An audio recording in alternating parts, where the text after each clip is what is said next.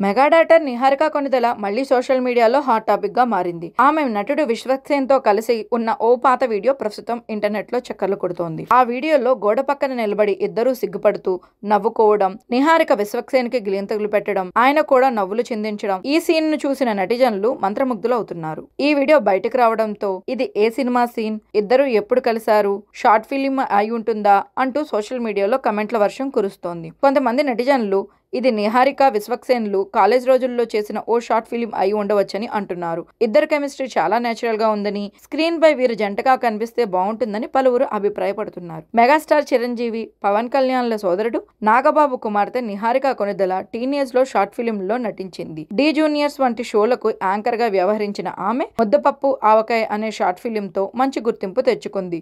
అనంతరం ఒక మనసు సినిమాతో హీరోయిన్ గా ఎంట్రీ ఇచ్చింది. నాగశౌర్యతో కలిసి నటించిన ఆ సినిమా భావోద్వేగంతో ఆకట్టుకున్నప్పటికీ కమర్షియల్ గా పెద్దగా విజయం సాధించలేదు. తర్వాత కొన్ని సినిమాలు చేసినా అవి కూడా బాక్సాఫీస్ వద్ద అంతగా నిలబడలేదు. అయినప్పటికీ నిహారిక వెన్నుదిరగలేదు. 2020లో పింక్ ఎలిఫెంట్ పిక్చర్స్ అనే తన స్వంత ప్రొడక్షన్ హౌస్ ను స్థాపించి నిర్మాతగా మారింది. తొలి ప్రయత్నంగా చేసిన కమిటీ కుర్రాళ్లు మంచి విజయం సాధించడంతో ఆమెకు కొంత గుర్తింపు లభించింది. టాలెంట్ ఉన్నవారిని ప్రోత్సహిస్తూ నిర్మాతగా ఇండస్ట్రీలో తనకంటూ ప్రత్యేక స్థానం సంపాదించుకునేందుకు కృషి చేస్తోంది.